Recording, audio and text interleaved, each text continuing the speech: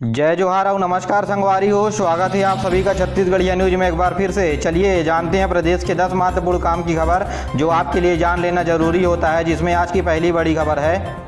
मुख्यमंत्री भूपेश बघेल ने गोबर विक्रेताओं को गोधन न्याय योजना के तहत राशि ट्रांसफर कर दी। इसी बात पर मुख्यमंत्री ने कहा कि 9 करोड़ 45 लाख रुपए की राशि गोठानों को ट्रांसफर की गई है। गोठानों की मदद से किसानों के जीवन में बदलाव आ रहा है, जिसके वजह से ग्रामीणों ने अपने बूते कोरोना संक्रमण को मात दी। इसी मौके पर सीएम भूपेश बघेल ने कहा 5847 गोठानों का अब तक निर्माण किया जा चुका है। तो वहीं गोठानों से किसानों को वर्मी कंपोस्ट खाद अपने खेतों में ज्यादा से ज्यादा उपयोग करने को कहा और किसानों से पशुओं के लिए नेपियर घास लगाने को कहा गया। इस मौके पर कृषि मंत्री रविंद्र चौबे और संबंधित विभाग के अधिकारी भी मौजूद रहे।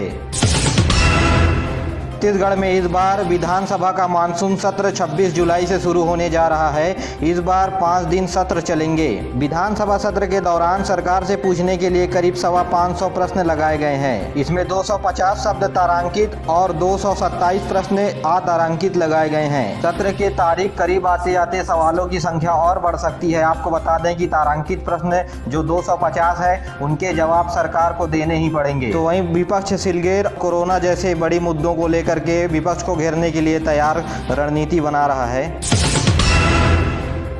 और आज से केंद्रीय स्वास्थ्य विभाग की टीम छत्तीसगढ़ के जिलों का दौरा करने जा रही है। यह टीम उन जिलों पर खास नजर रखेंगे जहां संक्रमण का खतरा दूसरी लहर के दौरान कम था, लेकिन अभी संक्रमण का खतरा बढ़ रहा है। बस्तर के ज्यादातर जिलों में बीते कुछ दिनों में संक्रमण की रफ्तार बढ़ी है। यह टीम मुख्य रूप से 5 बिंदुओं पर फोकस करेगी, जिसमें ये बिंदु है कि कैसे बढ़ा संक्रमण, डेल्टा प्लस वेरिएंट की आशंका और इससे प्रभावित जिलों की स्थिति समेत कई पहलू पर जांच की जाएगी। केंद्र सरकार ने जिन 6 राज्यों में स्वास्थ्य दल भेजे हैं उनमें केरल, छत्तीसगढ़, अरुणाचल प्रदेश, त्रिपुरा, उड़ीसा और मणिपुर है, जहां केंद्रीय स्वास्थ्य टीम भेजी गई है। वहीं केंद्र सरकार का मानना है कि इन राज्यों में कोरोना संक्रमण को लेकर के अभी हालात ठीक नहीं है।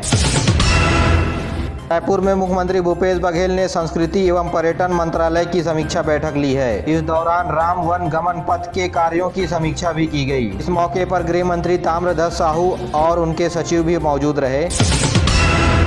कांग्रेस छत्तीसगढ़ समेत पूरे देश में बढ़ती हुई महंगाई को लेकर के धरना प्रदर्शन करने के मूड में है। केंद्र सरकार के खिलाफ महंगाई को लेकर के ये राष्ट्रव्यापी आंदोलन 6 जुलाई से यानी आज से शुरू होने जा रहा है। कांग्रेस जिला, ब्लॉक और पंचायत स्तर पर ये आंदोलन करेगी, जिसमें आज हस्ताक्षर अभियान भी चलाया जाएगा और 7 जुलाई को साइकिल रैली भी निकाली जाएगी महंगाई के खिलाफ और 17 में पैदल मार्च किया जाएगा।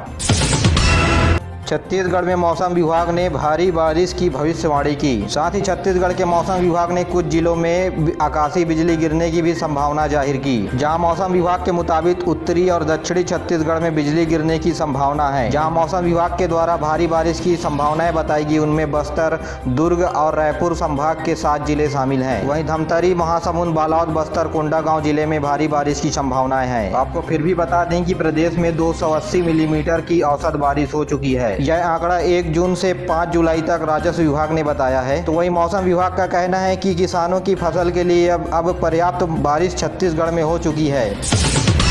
छत्तीसगढ़ के रायपुर में नगरीय प्रशासन विभाग ने किराए में रहने वाले लोगों के लिए कम दाम पर घर उपलब्ध कराने जा रहा है। इसके लिए केंद्र सरकार के द्वारा 2.5 लाख रुपए, राज्य सरकार के द्वारा 1.5 लाख रुपए और हितग्राही के द्वारा 75,000 रुपए दिए जाते हैं। संबंधित मंत्री शिव डहरिया ने बताया कि पिछले 2 साल से केंद्र सरकार अपना हिस्सा नहीं भेज रही है, जिसके बाद कई मकान आधे अधूरे हैं और मंत्री शिव डहरिया ने ये निर्णय लिया है केंद्र का हिस्सा किरायादार से लेकर के उन्हें पूरा मकान बना करके दिया जाएगा। भाजपा के पूर्व मंत्री चंद्रशेखर साहू ने कहा कि इस योजना से सरकार लोगों को उपकृत करने की कोशिश कर रही है।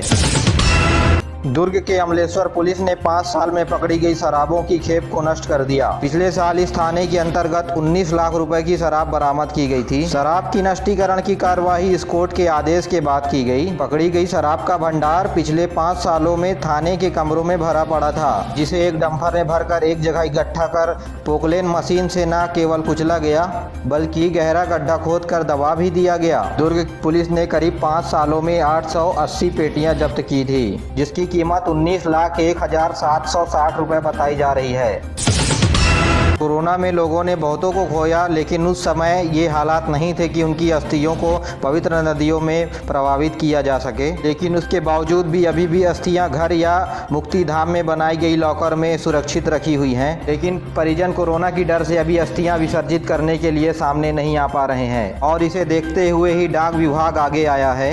अस्थि विसर्जन करने वाले सौजन्यों को www.homedarshan.com में जाकर के रजिस्ट्रेशन करना होगा। इस दौरान भरे गए फॉर्मेट के अनुसार पवित्र स्थानों की नदियों के नाम और अस्थि विसर्जन करने के लिए पंडितों का नाम और नंबर मैसेज में भेज दिया जाएगा आवेदक के। इसी पते में अस्थियों को स्पीड पोस्ट डाकघर में जाकर के करना होगा और अस्थि विसर्जन करने के बाद डाक विभाग के द्वारा इस आवेदक को एक गंगा जल की बोतल भी दिया जाएगा। इस काम के लिए डाक विभाग और संस्था के बीच अनुबंध हुआ है। इस सुविधा से ऐसे लोगों को राहत मिलेगी जो अस्थि विसर्जन करने के लिए अपने परिजनों का पवित्र नदियों वाले धार्मिक क्षेत्रों में नहीं जा पा रहे हैं संक्रमण के चलते। आपको बता दें कि इस कारनामे की शुरुआत बिलासपुर पोस्टल सर्विस के द्वारा किया गया है।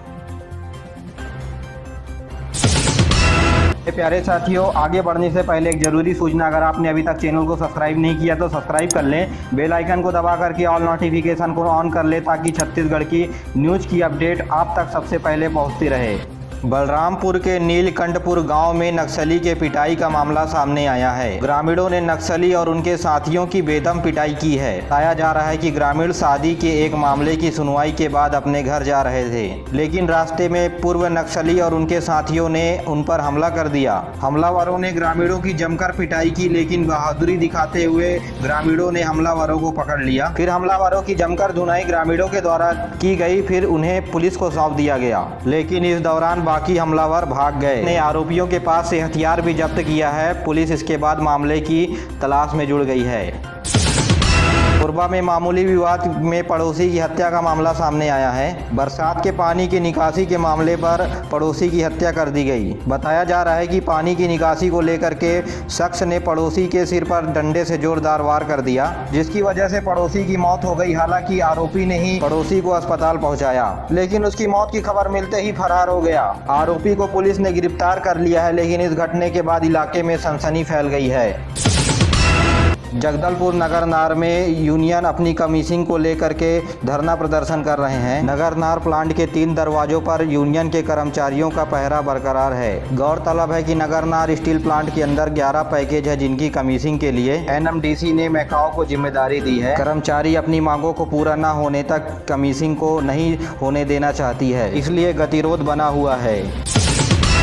छत्तीसगढ़ में वैक्सीनेशन के दौरान वैक्सीन की कमी के बावजूद प्रदेश में 1 करोड़ डोज लोगों को लगाने का टारगेट पूरा कर लिया है। इसी तरह छत्तीसगढ़ 1 करोड़ लोगों को टीका लगवाने वाले राज्य में शामिल हो गया है। प्रदेश के स्वास्थ्य विभाग के मुताबिक पहले और दूसरे डोज को मिला करके अब तक 1 करोड़ 46 लाख टीके लगाए जा चुके हैं, जबकि राज्य में 83 लाख लोगों को कोरोना का पहला डोज और 16,82,000 लोगों को टीके का दूसरा डोज लगाया जा चुका है। इस उपलब्धि पर TS सिंहदेव ने विभाग के अधिकारियों और कर्मचारियों को बधाई दी है। साथ ही उन्होंने ये भी कहा है कि टीके की कमी से प्रदेश में वैक्सीनेशन प्रभावित हुआ है। यदि केंद्र सरकार वैक्सीन उपलब्ध कराती है तो कई गुना रफ्तार से वैक्सीनेशन कार्यक्रम प्रदेश में चलाया जाएगा। मेरे प्यारे साथियों, आज के लिए बस इतना ही। वीडियो पसंद आए तो वीडियो को लाइक करें, चैनल को सब्सक्राइब करना ना भूलें और अपने दोस्तों के साथ जरूर शेयर करिए। दीजिए मुझे इजाज़त, मिलते हैं अगले वीडियो में। तब तक के लिए जय हिंद, जय छत्तीसगढ़।